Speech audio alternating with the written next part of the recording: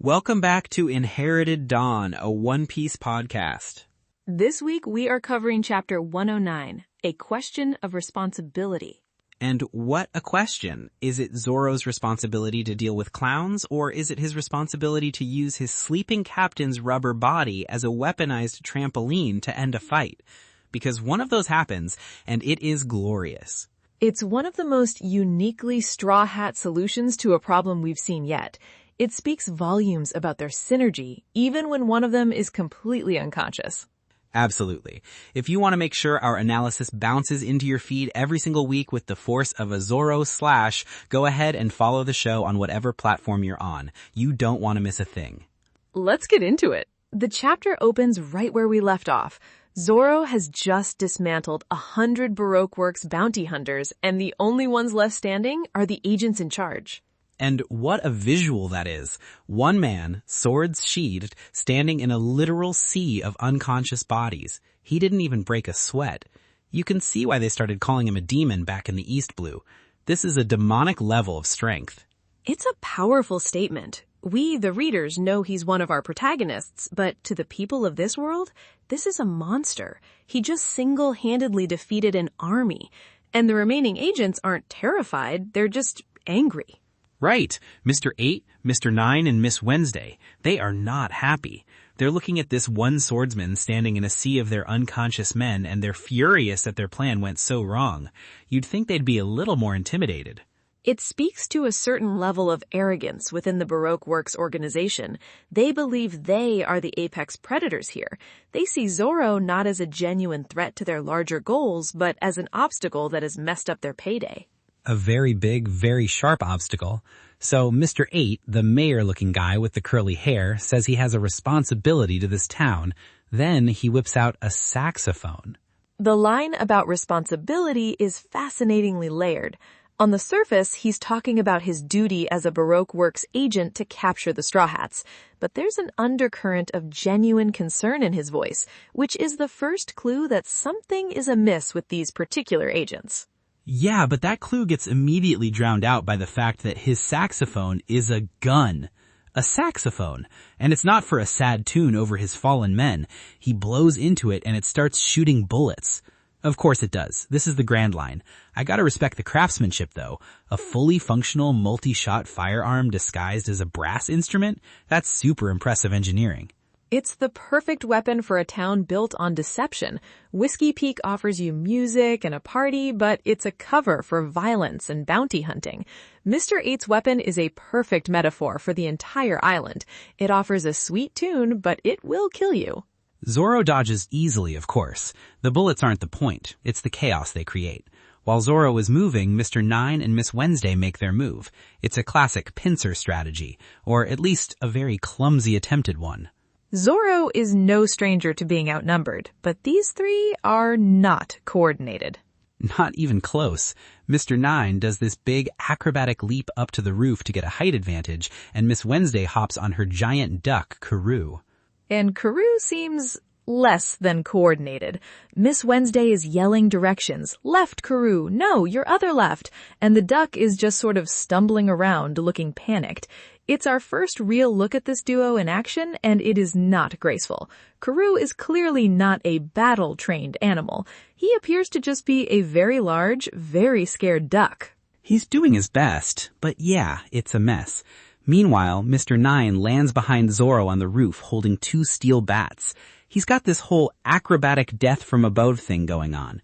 He's so cocky about it too, telling Zoro to be careful not to chip his precious swords on his mighty bats.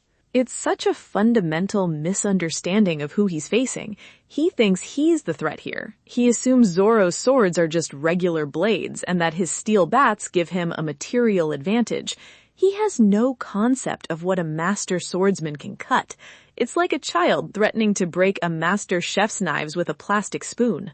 Exactly. He thinks this is a fight about strength versus strength, but Zoro immediately corrects him. He doesn't even move. He just draws one sword. That's it. The sound of the blade leaving the scabbard, the shing of steel, the look in his eye, it's enough to completely break Mr. 9's confidence. The killing intent is palpable. We've seen this kind of thing from him before. Zoro can project an aura of absolute death without moving a muscle. Mr. Nine, for all his bluster, has likely never faced that kind of pure, focused intent. He's a showman, not a warrior. And the show is over. The agent just loses it. He starts swallowing desperately at Zoro's blade, all that acrobatic finesse just gone. He's like a fly batting against a window pane. Pathetic. It's a brilliant piece of characterization. Mr. Nine's entire fighting style is based on looking cool. The flips, the poses, the taunts. The moment he's faced with someone who doesn't care about any of that, whose entire being is focused only on victory and cutting his opponent down, Mr. Nine's entire persona crumbles. Zoro even calls him out on it. He's like, where'd all that fancy flipping go? He's practically bored. You can tell he was at least a little interested when the guy was doing all those acrobatics, thinking maybe he'd get a decent warm-up. But no, it's not a fight. It's an annoyance. So Mr. Nine, trying to get his composure back, decides to show him. He shouts, "Here it is!" and does a big, dramatic backflip. Right off the edge of the roof. He just plummets straight to the ground with a pathetic little scream. Zoro's opponent literally defeated himself. You can feel the secondhand embarrassment Zoro is experiencing. He just stands there with this deadpan look on his face, like he can't believe this is real. He has been training his entire life for the singular purpose of becoming the world's greatest swordsman. He fought Mihawk, a man who is essentially a god of the sword. And now his opponent is a man in a crown who does a somersault off a building by accident. The sheer anticlimax must be emotionally damaging for him. He's just standing there wondering if anyone in this entire organization is actually competent. It's a legitimate question at this point. Which is when Miss Wednesday decides it's her turn to prove that no, they are not. She confronts him on the roof, ready to unleash her secret technique. The perfume dance. Oh boy. She starts swaying and the spiral pattern on her top is meant to be hypnotic, to make Zoro dizzy. It's this weird, almost seductive little dance. It's another example of a technique that relies entirely on the opponent being weak-willed or easily distracted. It's a trick, not a true martial art. She's trying to win without a real fight. And for a second, it almost looks like it's working. Zoro seems a bit overwhelmed. His eyes are wide. But I don't think he's hypnotized. I think he's just overwhelmed by the sheer weirdness of it all. This is his life now? Fighting dancing women and guys who backflip off buildings?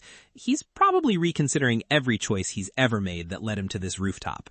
She sees what she perceives as an opening and charges, ready to finish her with her peacock slashers, these little ring blades attached to her pinky fingers. It's a very precise, small weapon. A weapon that is completely useless if you can't aim it. Karoo, her trusty steed, veers at the last second. He turns the wrong way, so her weapon hand is on the complete opposite side of Zoro. She just sails right past him, arm outstretched, hitting nothing but air. It's a perfect comedic beat.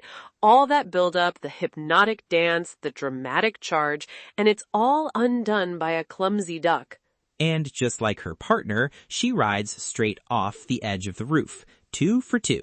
2 agents down, 0 sword swings. Zoro is so ashamed. You can just feel him thinking, is this what the Grand Line is? Did I train all that time for this? He hasn't had a real sword fight in a while, and he's clearly getting antsy. This is not scratching the itch. He looks like he wants to just go take a nap, like this whole thing was a waste of time, which, so far, it has been. Okay, but think about the implications here. Baroque Works is presented as the secret, sinister organization. They were willing to kill a whale to secure food for a town. That's cold. Yet these are the agents we meet first. They're dangerously incompetent. It feels like a fake out, right? Like we're being shown the bottom of the barrel first. The chapter even gives us some info about it. The numbers are based on strength. Mr. 9 is, well, he's a 9. On a scale where lower is better, that's not a great score. He's not exactly top tier. Exactly. It's a classic misdirection. Lull the audience and the Straw Hats into a false sense of security. Make them think Baroque Works is a joke, filled with eccentric but ultimately harmless weirdos. This makes the reveal of the actual threats that much more impactful. It makes you wonder what a Mr. 5 or a Mr. 3 is capable of. These guys have a saxophone gun and a clumsy duck. The gap in power and competence is likely immense. And then there's the ultimate question, what is a Mr. Zero capable of? This chapter is the first hint of a power structure, a hierarchy of genuine threats that we haven't even seen yet. These guys are just the welcome party. A really, really clumsy welcome party. But the fight's not over. Zoro's moment of shame is interrupted by more saxophone bullets from Mr. 8 down below, snapping him out of his existential crisis. So Zoro does the logical thing. He cuts a hole in the roof and drops down to street level to take the fight to him. No more playing around on their terms. He ducks into an alley to get his bearings, and who does he run into but Mr. 9, who's somehow recovered from his multi-story fall. You gotta give him this, he's durable. And for a moment, he's actually effective. He uses a trick weapon. The tip of his steel bat shoots out on an iron rope and wraps around Zoro's arm, trapping him. It's a good move. He finally caught Zoro off guard. For the first time in this whole encounter, one of their tricks actually worked. And then the other shoe drops. This is where the whole chapter changes. Miss Wednesday appears, and she's not empty-handed. She's dragging a sleeping, blissfully unaware Luffy. She holds one of her peacock slashers to his throat and gives Zoro the ultimatum. Don't move or your captain dies. And that's the moment they stop being clowns and start being villains. The whole tone shifts on a dime. Taking a hostage, threatening an unarmed sleeping person, that's crossing a line. Zoro's expression completely changes. The boredom is gone. The annoyance is gone. Now he's mad. It's the ultimate violation of their code. They will fight armies. They will take on anyone. But the line is drawn at harming a helpless nakama. This is 1,000 times more personal. This is Zoro's captain. Mr. 8 sees his chance. He leans his head forward, and his weird curly hair parts to reveal more guns. He's got guns in his hair. Of course he does. A man with a saxophone gun would naturally have backup guns in his hair curls. The design is ridiculous, but the threat is suddenly very real. Why wouldn't the saxophone player also have hair guns? He opens fire with these explosive shots, and Zoro is trapped. He's completely immobilized. He can't dodge without them killing Luffy. He can't pull away because of the rope. He can't cut the rope without taking his focus off the gunman. It's a perfect trap. This is the real test. What does a swordsman do when his swords are useless? When the problem isn't something he can just cut? This is the chapter's titular question of responsibility.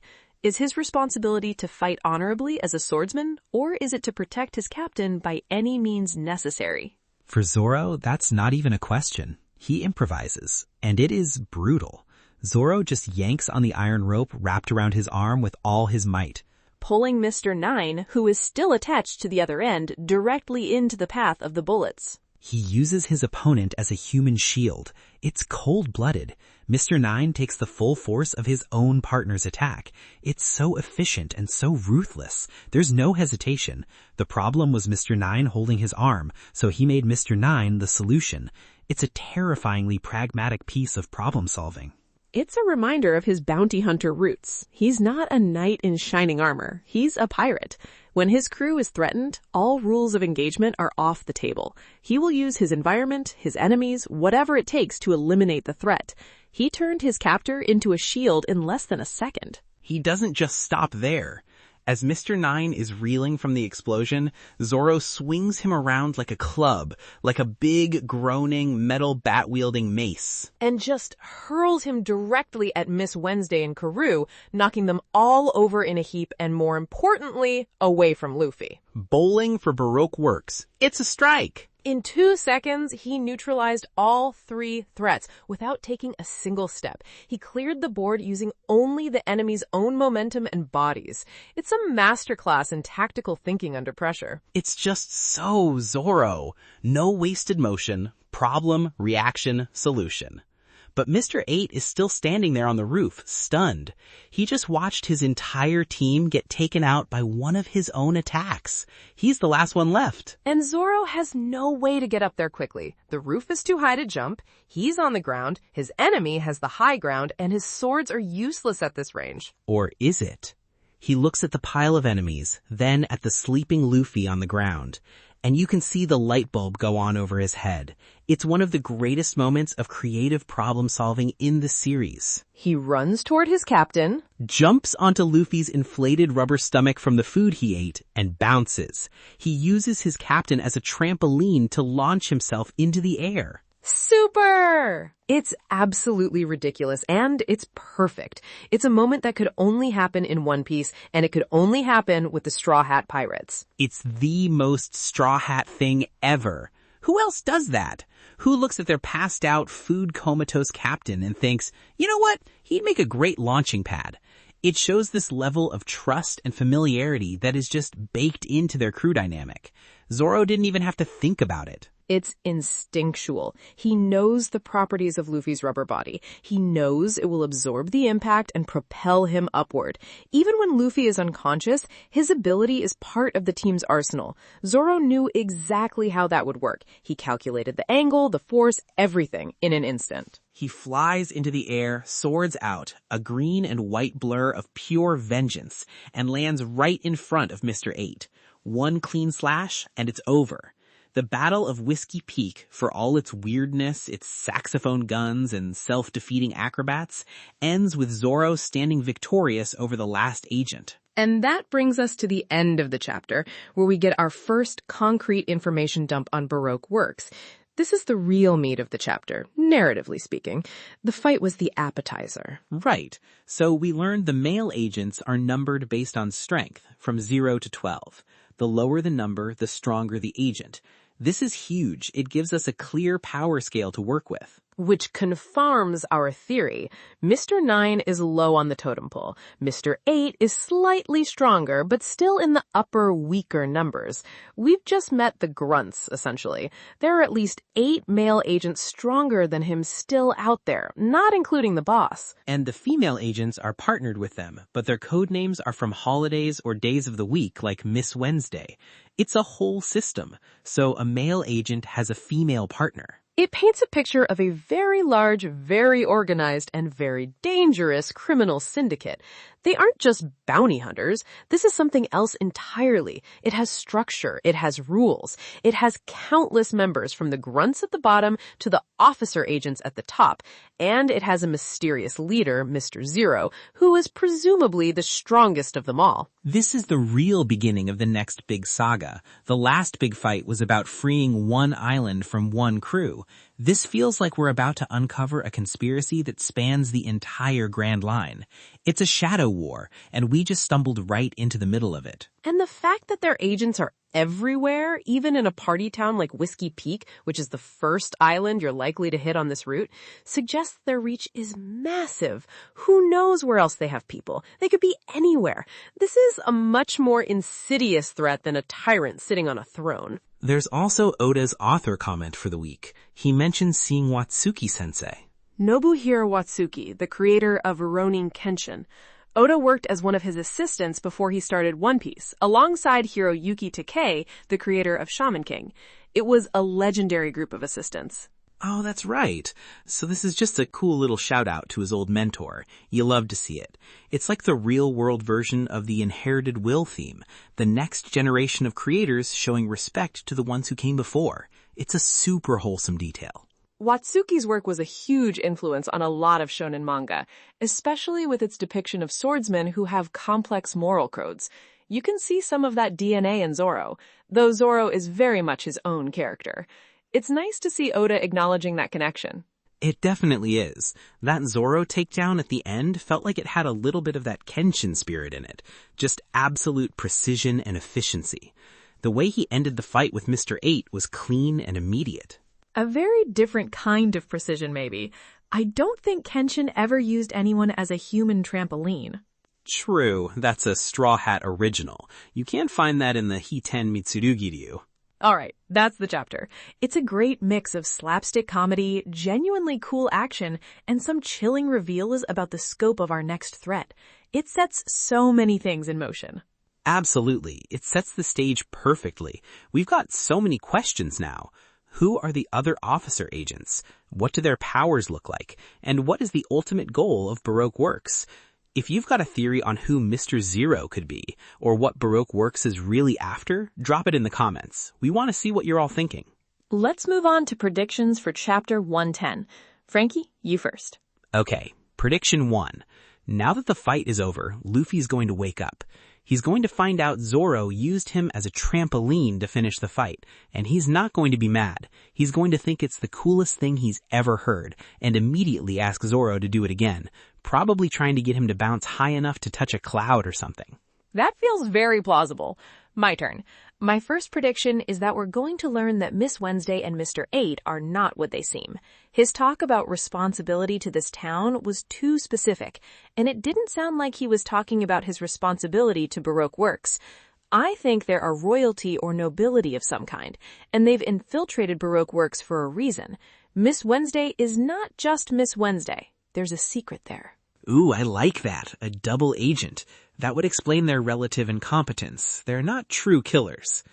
Okay, my second prediction. The rest of the town is going to wake up from their party stupor and see the 100 unconscious bounty hunters. But instead of thanking the Straw Hats, they're going to be furious that they ruined their bounty collecting business, and the whole town is going to turn on them. The party's over. Zoro basically just wrecked the town's entire economy. A solid prediction. It would fit the pirate theme. No good deed is punished. My final prediction connects to that. The log post is almost set. The conflict with the townspeople, combined with whatever secret Miss Wednesday and Mr. 8 are hiding, will be the trigger that forces them to leave Whiskey Peak immediately. We're not going to get a neat resolution. I believe another, more powerful Baroque Works agent will show up, forcing them to flee. We're not going to get the full story here. We're going to have to escape and learn more on the next island. So you think a stronger agent is on their way right now? That would be a heck of a cliffhanger. I can see it. Well, that's all the time we have for this week. Thank you for joining us on this journey. We'll be back next week to see if Luffy becomes a permanent piece of gymnastics equipment. And to see what other weirdos the Grand Line has in store for us. Until then, stay super.